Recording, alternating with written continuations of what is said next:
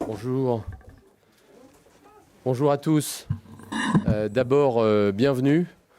On vous souhaite un bon retour. On est ravis de vous retrouver après cette période si particulière, si difficile. Et j'en profite pour vous dire que j'espère qu'à titre personnel, vous, vos familles, n'ont pas été touchés, impactés par ce virus et que vous sortez de cette période sans problème de santé, évidemment. Donc, en tout cas, bienvenue. On est ravis de vous retrouver. On a voulu vous rencontrer après l'intervention d'Abdou. Un club de foot, c'est beaucoup de métiers, beaucoup de fonctions, beaucoup de dirigeants, beaucoup de managers, de collaborateurs. Et c'est vrai que c'est pas simplement un coach, des grands joueurs ou un président. Pour que tout fonctionne, il faut un alignement général. Et je suis ravi qu'Abdou ait présenté devant vous ce qu'allait être notre dispositif sanitaire, notre organisation pendant cette pré-saison. Et vous savez à quel point je suis attaché à ce qu'on montre les progrès que l'on essaye de réaliser depuis maintenant 4 ans. Et dans le domaine sanitaire, dans le domaine médical, il y en a eu beaucoup. Quand je rappellerai une seule chose, il y a 4 ans, les visites médicales de rentrée des joueurs de l'Olympique de Marseille, ça durait entre 3 et 5 jours. Et c'était sur 4 ou 5 sites. Cette année, pour la première fois, c'est à la commanderie sur une demi-journée et c'est grâce à Abdou, son équipe. Et donc, je voulais lui rendre hommage. Voilà. Je vais rentrer dans le vif du sujet. Alors, le vif du sujet, ce n'est pas ce que j'ai pu lire dans la presse et les médias au sujet de cette énième rumeur de cession de l'Olympique de Marseille. Voilà. Je remercie toujours les gens qui portent un intérêt, y compris financier, pour l'Olympique de Marseille. Mais je voulais vous dire que nous ne sommes pas intéressés à la cession de l'OM. L'OM n'est pas à vendre. En revanche, ce qui nous intéresse beaucoup, c'est la stabilité de ce club. C'est le projet à long terme, c'est la vision que nous avons développée depuis maintenant 4 ans avec Franck McCourt. Et on se réunit donc aujourd'hui pour un événement qui, je crois, s'inscrit totalement dans le droit fil de ce que je viens d'évoquer. Le long terme, la stabilité, le projet d'avenir pour l'Olympique de Marseille. Et cet événement, c'est un joueur, pas n'importe lequel, Dimitri Payet, qui l'a voulu. Et avant de lui donner la parole, je voulais vous dire comment ça s'est passé. Dimitri est venu à ma rencontre pour m'annoncer qu'il souhaitait être, je cite, Marseillais à vie. Et j'ai bien aimé ces termes. Et il m'a expliqué qu'il souhaitait donc vraiment terminer sa carrière ici. Et au-delà de terminer sa carrière ici, poursuivre un vrai projet de reconversion au sein du club qu'il aime tant. Et nous avons démarré nos discussions et je peux donc vous annoncer avec un grand plaisir que Dimitri va prolonger 2 années avec l'Olympique de Marseille, avec nous jusqu'en 2024 et au-delà, s'inscrire dans un projet de reconversion individualisé qui, je l'espère fort, l'amènera à devenir un des cadres majeurs sportifs de l'Olympique de Marseille. Alors pour arriver à cette issue, on a eu un certain nombre de discussions avec Dimitri et il a fait des efforts considérables. Alors on n'a pas l'habitude de parler de chiffres ici. Mais... Il marche mon micro, oui. Mais on va le faire. Je pense que de toute façon ils vont chercher à savoir ce qui s'est fait. Donc autant jouer carte sur table et allons-y. D'accord. Bon. Dimitri a accepté de réduire son salaire par 2, de diviser son salaire par 2 pour la saison 2021, de le réduire de 30% pour la saison 21-22. Dimitri, sur les 2 années de plus qu'il va effectuer dans son contrat, a accepté que son salaire de base soit réduit entre 40 et 60%. Il a renoncé à ses primes de qualification aux compétitions européennes Et une très grande partie de sa rémunération sur les 2 dernières années de son contrat ne sera garantie que s'il joue sur le terrain, que s'il est titulaire sur le terrain. S'il n'est pas en situation de s'exprimer sur le terrain, alors sa rémunération sera extrêmement réduite pour un joueur de son expérience et de sa qualité.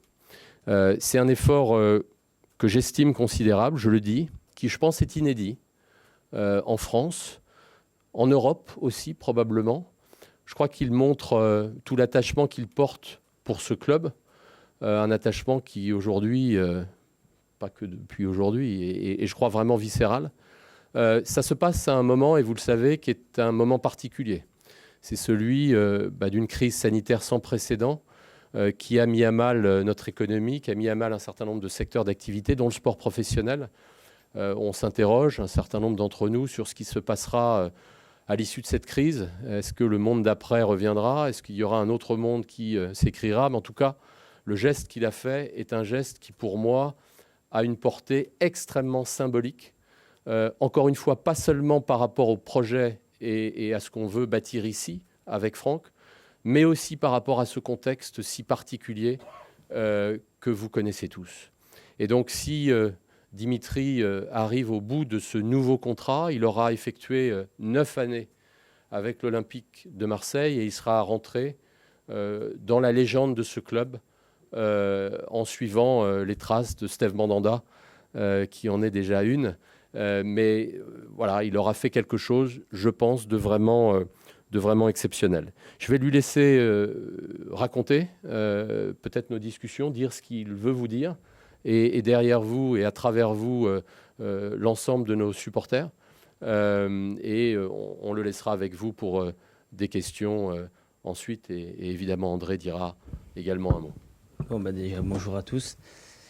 Je suis extrêmement heureux d'être là aujourd'hui parce que c'est pour moi un jour important. Je pense que je l'ai souvent dit que j'aimais ce club, que je suis revenu ici parce que ma famille s'y sentait bien, que le club est venu me chercher il y a un certain nombre d'années et le club, j'avais besoin du club, donc ils sont venus. Ils ont fait ce qu'il fallait pour me faire revenir, donc le club m'a donné. Aujourd'hui, j'ai envie de lui rendre, donc, et mon geste a commencé à germer dans ma tête quand le président a commencé de parler de la phase 2, qu'il fallait aujourd'hui que les joueurs fassent des efforts, et je me suis dit que voilà, qui de mieux que moi pour montrer l'exemple, de montrer l'exemple, de dire voilà, moi j'aime ce club et je suis prêt à faire tout ce qu'il faut pour que le club grandisse.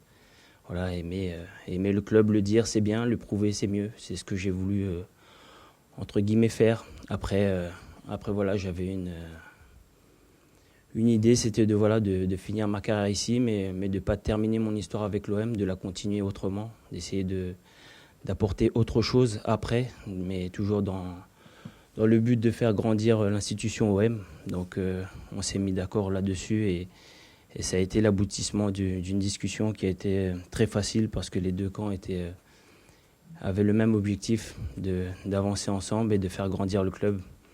Après voilà, je voulais aussi remercier bien évidemment le coach qui est présent aujourd'hui parce que ma réflexion a abouti quand cette saison je me suis épanoui sur le terrain et je pense qu'il en a fait beaucoup pour moi et c'est aussi un geste assez particulier de partager cette conférence avec lui. Merci. Bon, je pense que tu es le star de cette presse-conférence. Ton effort est quelque chose de considérable et très humain. Et le fait que ton fils plus âgé ici, c'est une représentation de la famille et des efforts. Et je suis évidemment heureux pour toi, pour l'émotion que tu m'as transmise hier dans mon bureau. Et j'espère que moi et l'équipe, qu'on peut continuer à profiter de tes efforts, ce que tu as fait l'année dernière, qui était exceptionnel. Tu nous as bien manqué pendant les 4 matchs de suspension.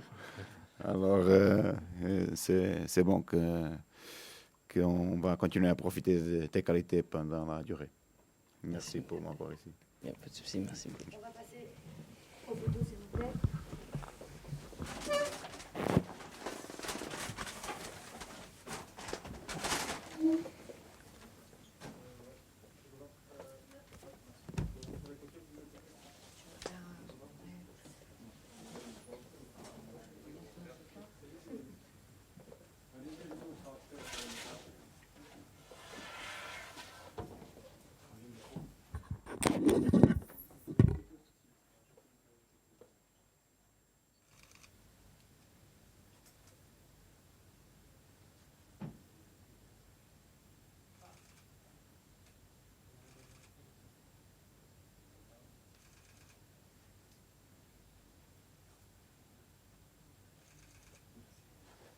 Les photos, c'est bon?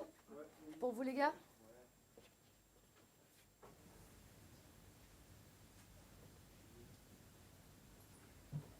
C'est bon?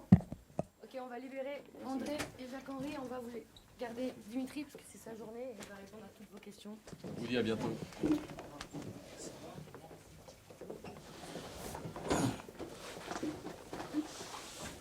prendre ce siège-là.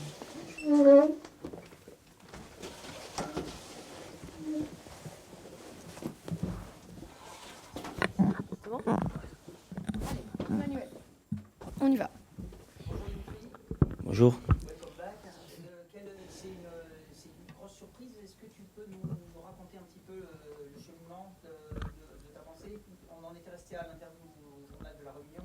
Tu avais l'air plutôt hésitant sur les histoires de salaire.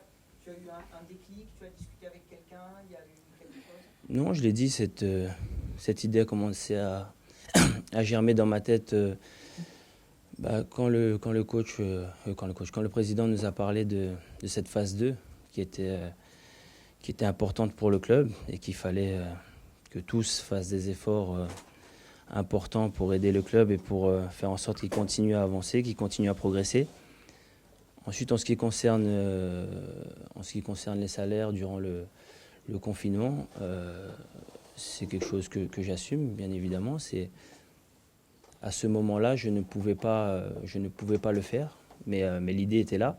Je ne pouvais pas le faire pour des raisons qui me sont personnelles.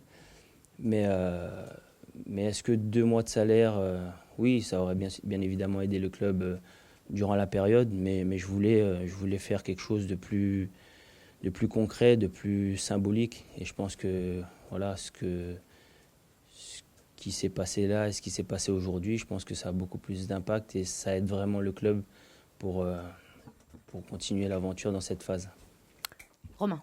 Revenir sur cette interview très donnée, est-ce que justement sur les retours, ça peut-être, alors c'est pas le début de ta réflexion, mais ça a y contribué parce que on a retenu une phrase et elle a été réinterprétée à toutes les sauces. Il y a une deuxième partie de l'interview où tu parles beaucoup plus caricatif et engagement et tu t'es dit voilà, peut-être aller plus dans le concret, montrer que voilà, c'est comme tu l'as dit, une question de timing, plus que le vulgaire, j'ai des factures à payer. Il fallait montrer par les actes.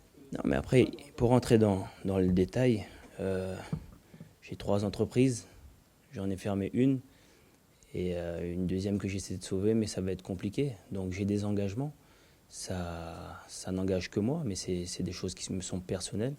Et comme j'ai dit, je ne pouvais pas, durant cette période, faire cet effort-là. Mais la réflexion était avant ça, et ce n'est pas les sauces à laquelle ça a été repris ou le jugement de ça. Aujourd'hui, j'ai dit, c'est moi, j'assume entièrement ce que je fais, je sais où je veux aller.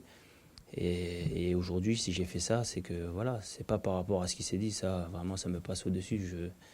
Je m'attarde pas là-dessus. C'est surtout que j'avais besoin, moi, d'avoir une stabilité. Voilà, je pense qu'aujourd'hui, j'ai 3 petits, j'en ai un autre qui va arriver. Donc, on avait besoin de stabilité, de savoir où on allait. Et c'est vrai que voilà, ne plus se poser les questions après chaque offre au mercato, qu'est-ce qu'on fait, est-ce que c'est intéressant ou pas.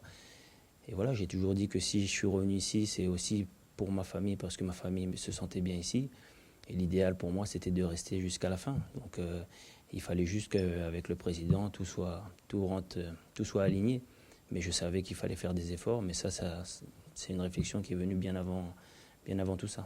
Juste, il y avait dans une précédente, c'était en janvier-février, Possible. et avant le match de Saint-Etienne, et tu nous avais dit attention, l'année prochaine, il y a la Ligue des Champions, on ne peut pas y aller en touriste, on voit les difficultés de Lille. Moi, je ne vais pas m'engager dans un truc où tu sais que c'est un sport collectif. Si tu prends cette décision de t'inscrire à l'OM dans la durée, alors tu sais que ton coach, par exemple, n'est pas en 2024 engagé avec toi, c'est que tu as des garanties, tu as un feeling sur le fait que ce projet-là va te permettre d'être compétitif, toi. Bien évidemment, bien évidemment. Je pense que oui, c'est quelque chose que j'ai dit et je pense que c'est tout à fait légitime de le penser. C'est vrai que ça fait 6 ans qu'on ne l'a pas joué, donc bien évidemment, on veut bien figurer dans cette compétition. Après, je pense que ce que j'ai pris en compte aussi, c'est qu'il faut s'adapter à la situation du club. C'est la plus importante. Je pense que tout ce qu'on peut dire ou entendre, c'est vrai, mais je pense que je peux vous dire que le patron de dessus, il a injecté beaucoup d'argent, il a fait beaucoup de choses, notamment pour la formation. Je l'ai déjà dit parce que mes fils en font partie, donc je sais ce qui se passe et je sais que voilà, ils veulent faire grandir le club, mais voilà, il y a eu la première phase, on entre dans la deuxième phase et la deuxième phase, elle ne pouvait que commencer par ça pour moi. C'était ce qu'il fallait faire à ce moment-là. Après, voilà, on a fait des erreurs, on en fera encore, mais moi je pense qu'entre le moment où je suis arrivé et aujourd'hui, on a fait une finale de Coupe d'Europe, on se qualifie pour la Ligue des Champions, on a été quasiment tout le temps dans les 5 premiers du classement. C'est des choses qu'on peut pas nier. Donc le club avance et on l'a dit, il faudra du temps pour grandir, ça se fait pas en un claquement de doigts. Mais je pense qu'à un moment donné, il y a des étapes importantes et aujourd'hui, ça en est une. Emmanuel.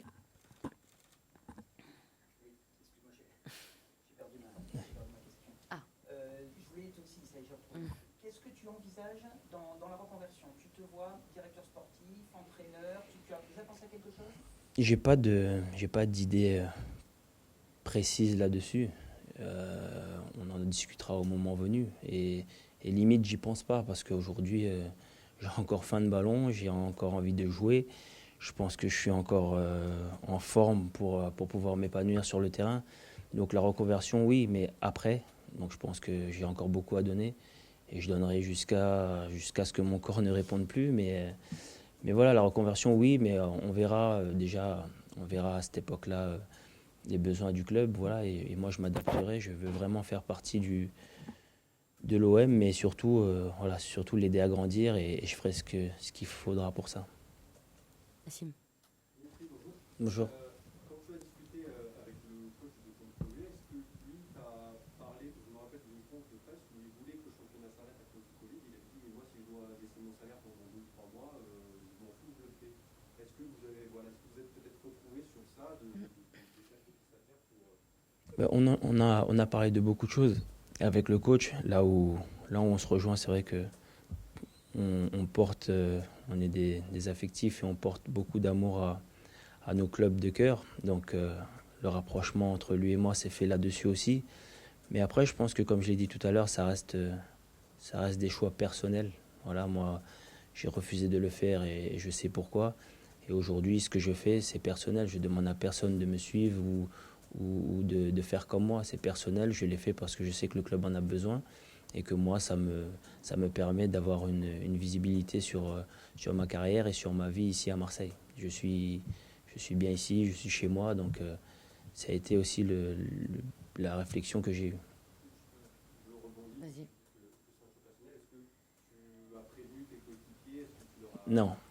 Non, parce que premièrement parce que je voulais pas qu'il y ait de fuite et c'est un miracle qu'il n'y en ait pas eu. Donc je suis bien content d'arriver aujourd'hui sans avoir eu de mots là-dessus parce que je savais que c'était une négociation qui aurait pu être mal comprise et c'est pour ça que même si le président ne voulait pas le faire, j'ai insisté pour qu'il dise vraiment ce qui s'est passé et ce qu'il y a dans ce contrat pour pas qu'il y ait de malentendus. Je pense que je voulais que ce soit cohérent entre moi et le sportif et l'après. Jérémy. Comment tu as vécu cette période de confinement et notamment les critiques que tu as subies après ces déclarations? Si ce n'est sur le fond, au moins sur la forme, comment toi tu l'as vécu? Alors le confinement, très bien. J'en ai profité pour passer du temps en famille. C'est vrai qu'on bouge beaucoup tout au long de la saison, donc j'en ai profité pour passer du temps avec ma famille. J'ai eu la chance d'avoir un bel événement, voilà, une bonne nouvelle. Et les critiques, encore une fois, je vous dis, ça me passe vraiment dessus. C'est pas ce qui me fait avancer. Moi, je sais ce que je fais, je sais où je veux aller et je prends les décisions qu'il faut. Ça plaît pas. Ça, c'est pas mon problème. Tu as connu déjà des blessures. Est-ce que tu n'es pas inquiet avec cette longue période d'arrêt, justement, la blessure revient? Il y a vraiment le danger. Très inquiet, très inquiet. Et les matchs que je regarde ne sont pas là pour me rassurer non plus. Donc après, je pense qu'on est conscient de ça, que ce soit les joueurs et aussi le staff. On en a parlé. Et c'est pour ça qu'on reprend aujourd'hui à peu près 2 mois avant la reprise. Parce qu'on va recommencer tranquillement pour pas qu'il y ait de bobos, de pépins, réapprendre le corps à encaisser les efforts. Mais c'est vrai que bien évidemment, c'était notre première question, c'était voilà, qu'est-ce qu'on doit faire pour éviter la casse. Oui.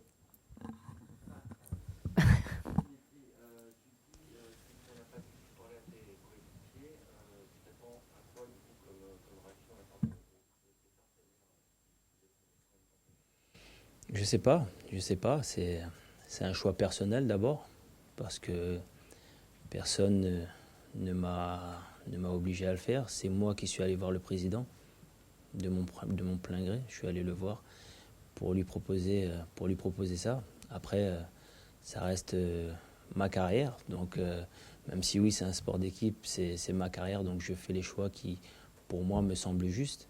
Après, je voulais surtout que mes coéquipiers, et je leur dirais, sachent que voilà, c'est quelque chose que j'ai fait parce que j'aime ce club, mais c'est surtout, il faut pas croire que voilà, il a baissé son salaire pour avoir 2 ans de plus. On a bien expliqué que ces 2 ans-là, ce sera au mérite, ce sera à moi d'aller chercher, ce sera à moi de jouer. Et le compétiteur que je suis, voilà, ce contrat a mis ça à l'intérieur. Romain. C'est quand même un leader respecté, tu as été capitaine de cette équipe, donc évidemment que ce geste a un impact sur le contexte marseillais, mais ça aura forcément aussi un impact sur tes coéquipiers. Alors sans que ça soit une décision collective, mais est-ce que malgré tout, tu vas quand même essayer de discuter avec quelques-uns qui sont par exemple, je prends l'exemple de ceux qui sont en fin de contrat dans 1 an.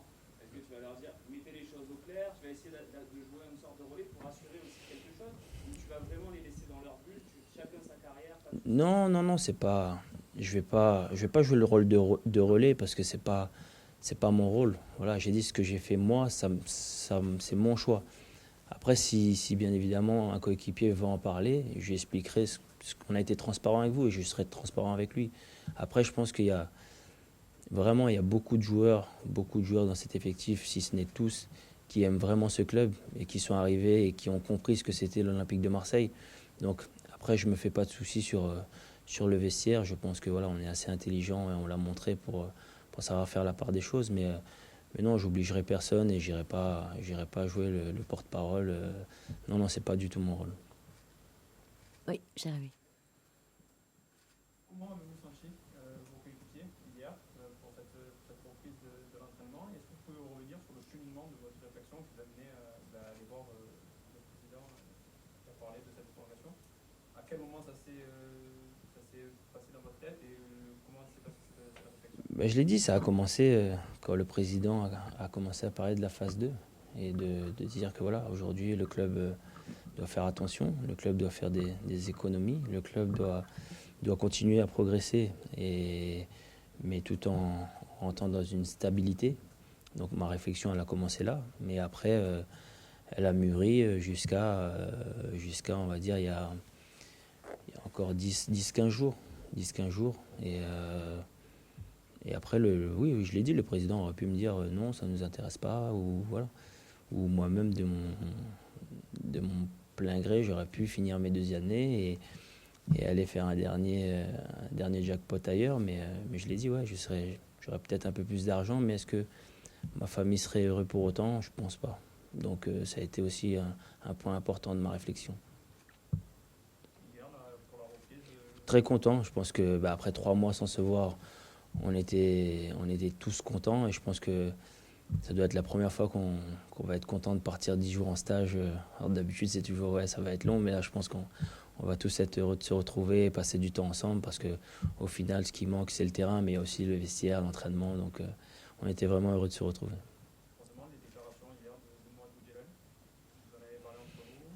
Moi non, en tout cas non. Après j'avais autre chose à penser, donc non, moi personnellement non, j'en ai pas, enfin j'ai pas relevé ça plus que ça. Donc, voilà. Et Benjamin. Dimitri, on sent qu'il se passe vraiment quelque chose entre toi, le coach, entre cet effectif-là, vous et le coach. Est-ce que vous avez eu peur à un moment donné qu'il parte, qu'il quitte l'Olympique de Marseille? Est-ce que vous avez vraiment discuté avec lui? Qu'est-ce qui s'est passé à ce moment-là? Bien sûr qu'on a discuté avec lui, beaucoup de joueurs.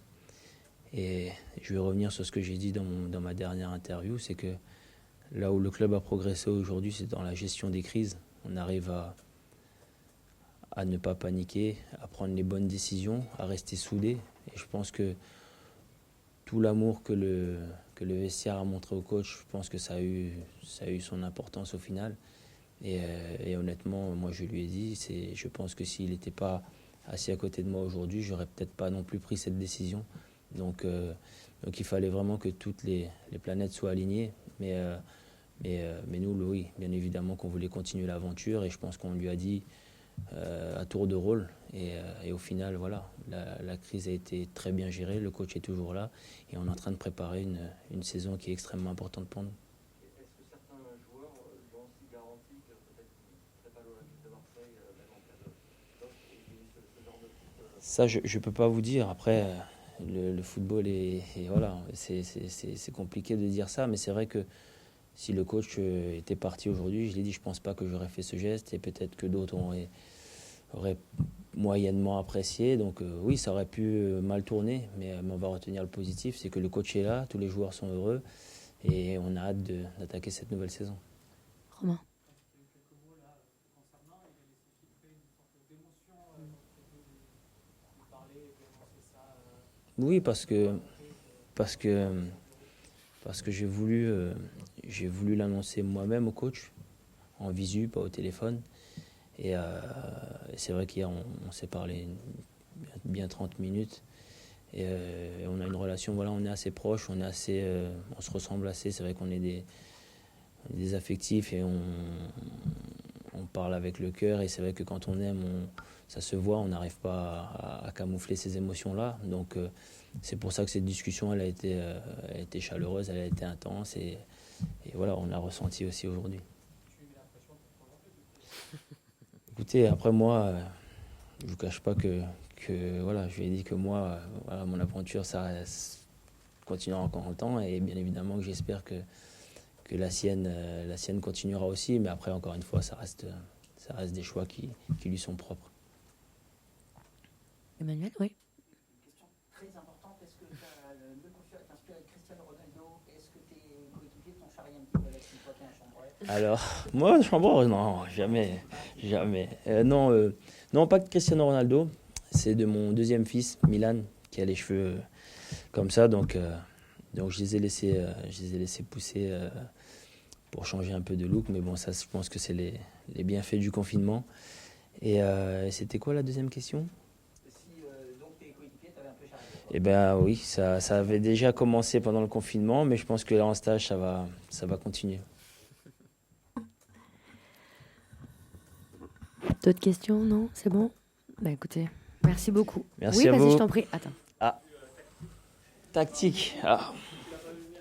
Non, mais est-ce que tu imagines les années avançant que tu pourras peut-être faire moins pas d'efforts, mais que tu auras moins de capacité physique à répéter les efforts sur le côté gauche et à peut-être t'orienter vers une carrière peut-être de 9,5 ou de 10? Est-ce que c'est rentré dans ta réflexion peut-être de devoir aussi évoluer un peu plus dans l'axe dans les années à venir? Parce que 4 ans, c'est long. Oui, je suis d'accord. Je peux le comprendre. Mais mais normalement j'aurais eu du mal aussi cette année, au début de saison, ce qu'on m'avait dit.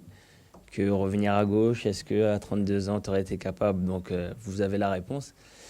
Donc non, je pense que par le travail, par la volonté, par voilà, de jouer, de tout donner, je pense que voilà, j'ai dit, tant que je pourrais, voilà, je suis un compétiteur et je sais que la plus grande déception de ma carrière, c'est quand je saurais que je pourrais plus, là, et je me mentirais pas, je sais, parce que je préfère tout donner, jouer et même pas dire sur le terrain que de jouer pour jouer, au final ne pas me servir à moi et ne pas servir à l'équipe. Mais non, c'est pas quelque chose. Des joueurs qui ont duré, sur la durée comme Totti, des mecs comme ça, Mhm. ils ont fini par trouver une position axiale. Oui, c'est vrai. Mais honnêtement, aujourd'hui, je me la pose pas parce que je sais que je suis encore capable de faire des efforts et je vais travailler parce que je sais que voilà, le temps est pas mon ami, mais voilà. Mais tant que je suis heureux sur le terrain, c'est voilà. Après le reste, ça viendra naturellement. Gilles, non? J'ai cru que tu avais levé. Elle a été posée? D'accord. Bah, écoutez, merci beaucoup. Merci, bonne journée.